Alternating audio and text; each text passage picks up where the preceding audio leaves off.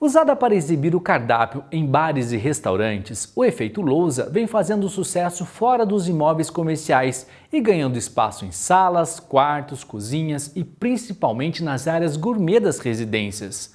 Em Taubaté, uma muralista deixou a tatuagem de lado para se dedicar ao lettering.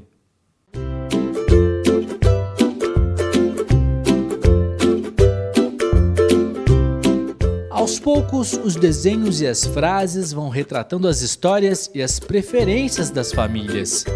Momentos marcantes, dias divertidos ou aquela música inesquecível. As artes são feitas diretamente na parede, que imita uma lousa.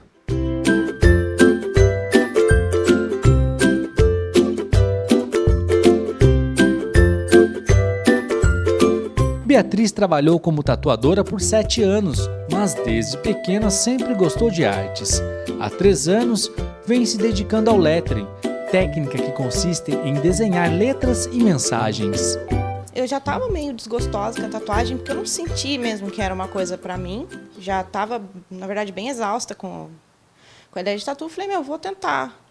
Fui, busquei, corri atrás de algumas pessoas que tivessem interesse, né? Porque eu não tinha portfólio para mostrar, né? Então eu tive que arriscar de algumas formas, fechei com a galera.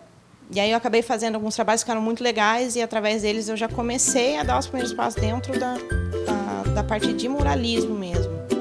No início, esse efeito lousa nas paredes era usado mais para exibir o cardápio do dia em bares e restaurantes.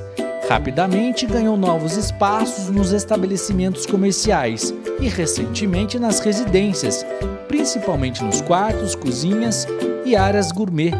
O trabalho é todo feito à mão e as habilidades como tatuadora ajudou Beatriz. É mais o costume mesmo, assim, e a firmeza da mão. Querendo ou não, eu adquiri bastante firmeza na época que eu fazia tatuagem e hoje, para continuar com as paredes assim, foi bem útil. O trabalho começa com uma entrevista com o cliente. Geralmente a gente pede, né, a gente tem uma conversa com o cliente assim para entender qual é o objetivo dele com a parede e na maioria das vezes é mesmo poder passar essa parte que é bonita do lar dele, assim, deixar uma coisa visual para todo mundo ter essa mesma sensação dentro de casa. Então a gente acaba fazendo sempre a lista e a gente senta, conversa, desenvolve pedaço por pedaço até formular a história dele todinha ali, que acaba sendo visual, né? Fica uma história visual, assim, é bem diferente. A muralista orienta os clientes para ter bom senso no momento de escolher as frases e os desenhos, para que tudo fique dentro de uma conexão e não cause mal entendimento das visitas, por exemplo.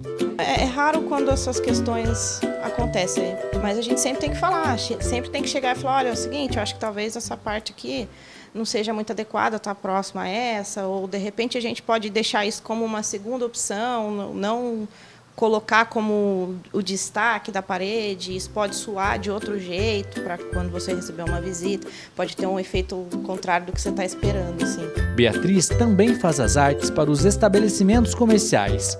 Ela explica que, neste caso, o estudo envolve o perfil dos clientes de cada local.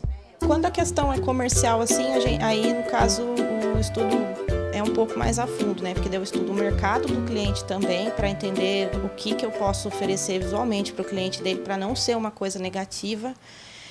Para as escolas é mais difícil ainda, porque daí a gente tem que pensar que são crianças, né? Então tem que tomar um cuidado extremo com a forma como vai colocar a arte, para não ser uma coisa meio, de repente, traumatizante, assim.